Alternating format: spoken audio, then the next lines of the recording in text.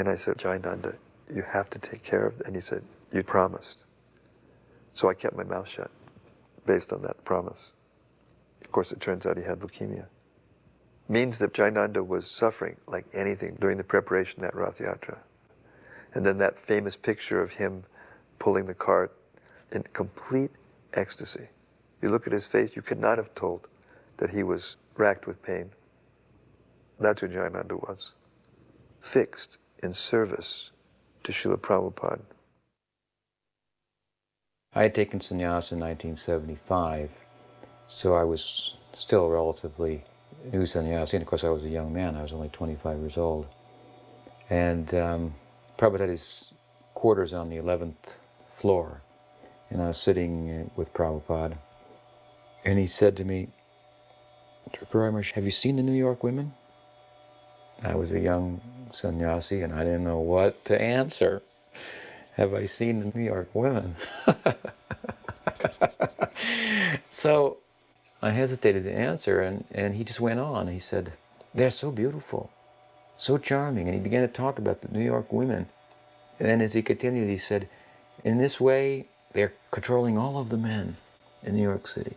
And because they're controlling all of the men, all of these buildings are going up. And the whole city is manifesting. And he went on like this, describing the whole development of New York. And he said, it is all Vishnu Maya.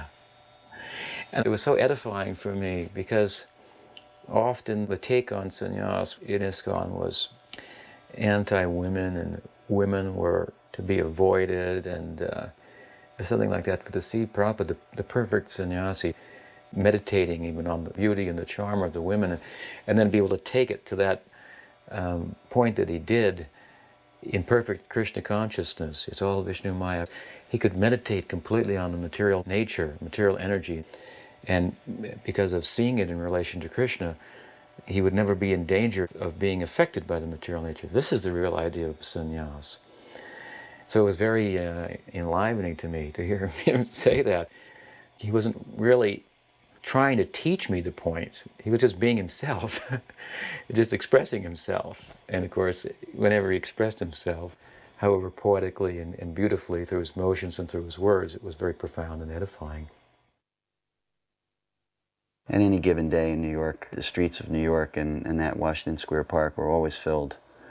So the additional event of Rath Yatra captured the attention even of New Yorkers who are well known for having seen everything and done everything. This was a first for them, to see literally hundreds of saffron and white-robed devotees bouncing up and down joyously in kirtan, and at the helm of it all was Srila Prabhupada. The stage was right under the arch there. Prabhupada ascended to that stage, and there was an ocean of people, devotees from all over the United States, as well as so many bystanders. We were all sitting on the stage facing Prabhupada, and everybody else was on the ground facing Prabhupada. And Prabhupada was the only one that was looking out. So he left after about 20 minutes. He gave a short speech about where the Rath Yatra had originated from. And then we left and went back to the temple, and he left the devotees to run the rest of the festival.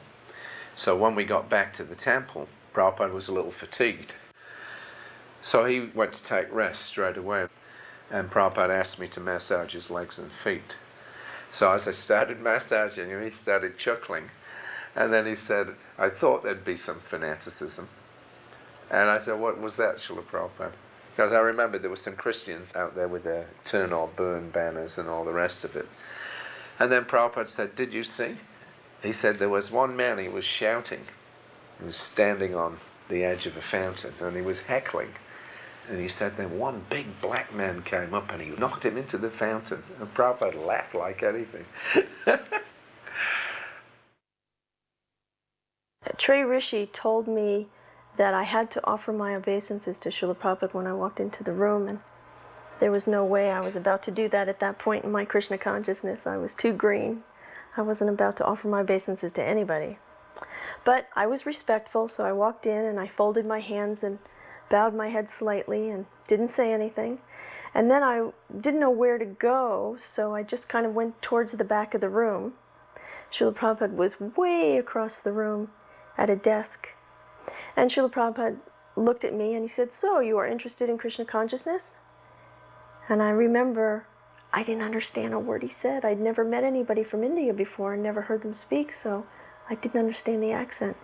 And Prabhupada recognized my embarrassment and said to my husband, "So, you'll translate?" And my husband looked at me and said, "So, you're interested in Krishna consciousness?" Then we talked for a little while. I asked a few questions. And then a young woman came into the room with a big bowl of sweets. They were white balls, looked like very large golf balls. I didn't know they were sweets at the time. And then he looked up at me and he motioned with his finger for me to come forward. So I got up and I went to his desk. And he said, "Hold out your hand." So I held out my left hand. And he said, "No, no, no, other hand." So I held out my right hand, and he took one of these balls and he put it in the palm of my hand.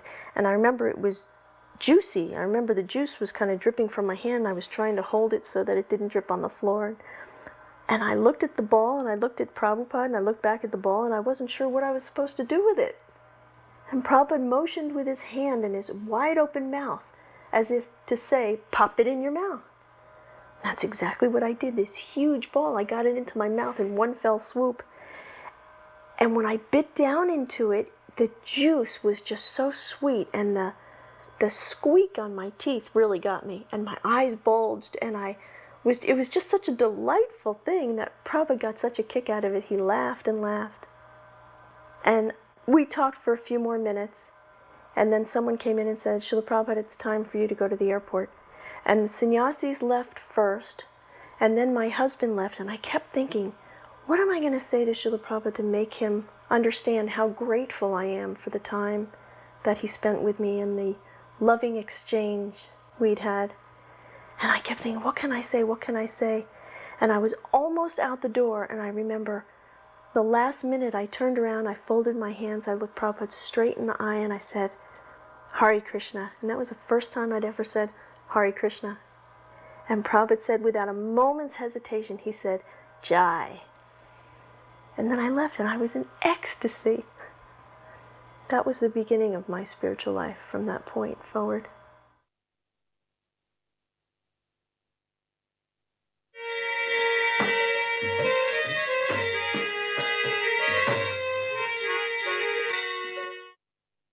After college, I went to India for about a year. Then I came back to England. I was very interested in the Indian philosophy. So I read many, many books, and I sent away one time for Prabhupada's Gita. I got it by mail order. So I read that in a few days, and I was thrilled by the book because it was so clear and sensible and correct. There wasn't anything that I could find fault with. And I thought, this book is, perfect. So then I hitchhiked down to the address within it, which was the manor. So I arrived at the manor, and that was the weekend that Prabhupada was there. Actually, when I walked in the manor, Prabhupada was just giving a darshan. So Rohini Nandan invited me to the darshan. It was a darshan particularly for new people. So I sat down, and as chance would have it, I was sitting immediately in front of Prabhupada. So Prabhupada was sitting there perfectly relaxed. And I felt very thrilled to see Prabhupada. I felt an immediate rapport. Prabhupada was sitting there, and every now and again he'd glance at me, and smile at me. So I felt enlivened. And I had this feeling that Prabhupada was looking at me and he was saying, "Where have you been?" So anyway, the next day or so, Prabhupada went off to Soho Street, and he came back to a great reception. The car, it was a black Rolls Royce, pulled round to the back of the manor. As he drove by, I looked in the window and I saw Prabhupada's expression. It was just startlingly full of love. And Prabhupada got out of the car, and a huge uproarious kirtan was going on. The devotees were leaping in the air and chanting. So Prabhupada glanced over at me, And then he pointed with his chin to this about 10-year-old boy that was dancing next to me with his arms upraised. And as he pointed with his chin, he smiled at me and immediately understood, this is what you do. Prabhupada had seen that I was confused, and so I immediately understood this is what Krishna consciousness is, simply to dance and chant, like a child, without any mental reservations.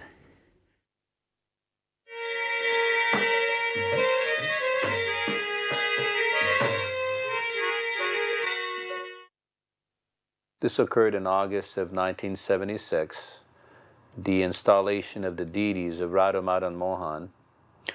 Srila Prabhupada was very careful to introduce our movement in a very proper manner, according to time, place, and circumstances. Although Srila Prabhupada had explained several times that we did not need elaborate ritualistic ceremonies, he was very conscious of the fact that if you don't do some of these things in places like South India, the local people will not accept as bona fide. So we discussed with Prabhupada and we made an arrangement to get 12 South Indian Ramanuja Vaishnava Brahmins under the leadership of Sampat Kumar Bhattacharya, who were very versed in these ritualistic ceremonies of how to open a Vaishnava temple. When Srila Prabhupada came from the airport, they gave him a very grand reception, and they actually performed Acharya Puja, and there is even a recorded lecture where Srila Prabhupada discussed how in this age there are very few Brahmins left, but he was pleased that in South India he considered that there were still some bona fide Brahmins. They set up a very elaborate pandal where we had all different kinds of authorized Vedic Vaishnava ceremonies. And Mahamsa Swami and Achyutananda Swami had invited the minister of the state of Andhra Pradesh, named Pulla Reddy, who was a very wealthy businessman who had arranged to donate the land and involve all kinds of people in building the temple, because we had been collecting for the temple, Achyutananda Swami and myself, by preaching in South India. Prabhupada had a very interesting conversation in his room with some of these Brahmins. They had actually a Sanskrit conversation where they were quoting back and forth different quotes from Bhagavad Gita, from Shastra. So Prabhupada turned to this Brahmin, who was a Nrsimha worshipper, a Vaishnava Ramanuja Brahmin, and he requested them to arrange to take Srila Prabhupada to all the major temples of South India. I want to go there and re-establish Varnashram Dharma in South India. So they were discussing how they were going to make arrangements to go to all these major temples like Tirupati, Srirangam, Madurai, Rameshwaram, Udupi, and Srila Prabhupada was preaching to them how it was the responsibility of these educated, scholarly Brahmins, very cultured people, to take this up and preach to the local people. And Prabhupada says, I will come and show you. But overall, Prabhupada was very pleased with the opening of the temple. And on the Vyasa Puja day, there was a grand ceremony. The minister of the state of Andhra Pradesh make a very nice speech, and all the devotees make very nice speeches for Srila Prabhupada's Vyasa Puja. So it was a pretty blissful experience to have these power-packed days with all the ceremonies and kirtans and everything else.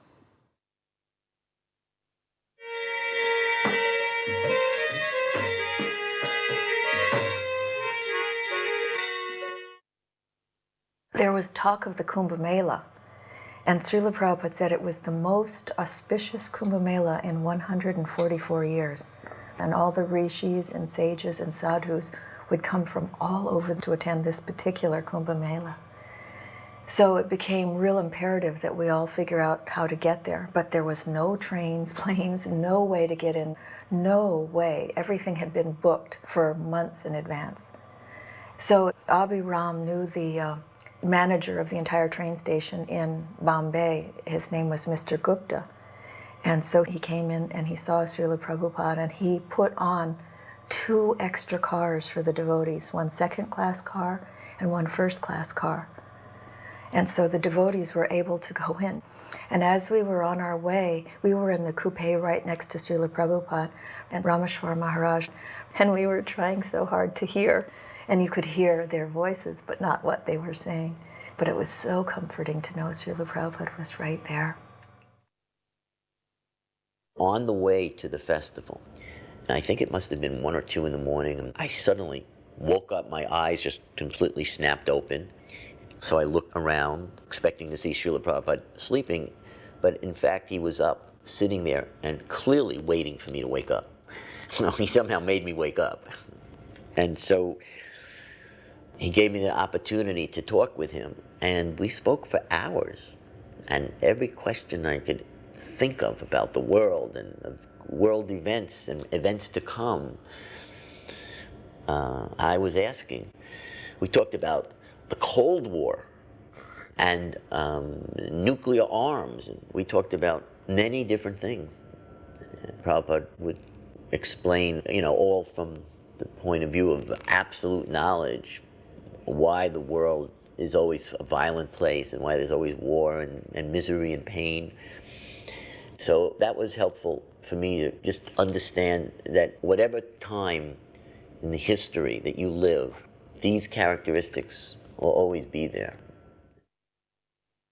Early 77 in Vancouver, we were going out on Sankirtan, and I was with Kripanidhi Das, and we loaded up a van full of books, and I told Kripanidhi for some reason that day I was going to go alone. And by the end of the day, it was 640 Srimad Bhagavatams and Chaitanya Charitamritas. And then later on in the year, I was in Berkeley, and Radha Ballava had approached me. He was on the train with Prabhupada going to Kumbh Mela at the time. And he said that Prabhupada was very ill. He was lying down, and they showed him the newsletter of all the devotees in the temples around the world that would distribute books. And the biggest distributor would get his name underneath your temple. And Radha Ballava said that Prabhupada sat up and he pointed to my name and he said, "This is what gives me life when I see my disciples distributing my books like this." And he pointed to my name, Tota Gopinath. Every time I go to tell a story, even now, it's it makes me cry, get tears in my eyes. It's that's the one thing that's kept me a devotee. It's, for that 1 second, special moment when Prabhupada points to your name like that and recognizes you. When we arrived there, we were taken out to the campsite, and Srila Prabhupada was distressed by the location because it was sort of an out-of-the-way place. And so he called for the managers to come, and he really questioned why we were in this location, because he wanted to be centrally located in the middle of the action. But then at the end of their conversation, he said, "Never mind," and he just said, "I will send you to the action." And he would just send Harinam Sankirtan and book distribution parties out to the people during the day. And he wanted to make sure that there was adequate prasadam. The first day there was not proper amount of prasadam to distribute to other people. There was just enough for the devotees there. And Srila Prabhupada really stressed that that wasn't the appropriate arrangement. During the festival, I don't think we really did the things that Prabhupada was planning to do in terms of having kirtans, the big stage, and so on, because Prabhupada was, his body was becoming ill. He was manifesting symptoms of that illness that lasted for those last 6 or 7 months. And so it didn't appear that he was comfortable. It appeared that there was pain and he was just not being bothered by it because of his transcendence. So there were a lot of mixed emotions at this festival because of that. But there was a constant, non-stop parade of all kinds of people, dignitaries, spiritualists, who were there and heard that Prabhupada was there and would find their way to where our tents were and just come to get Prabhupada's blessing. That was the whole purpose of this festival, is to purify yourself in these rivers, and you get the darshan of the holy men. So the people who knew, they would try to find Prabhupada.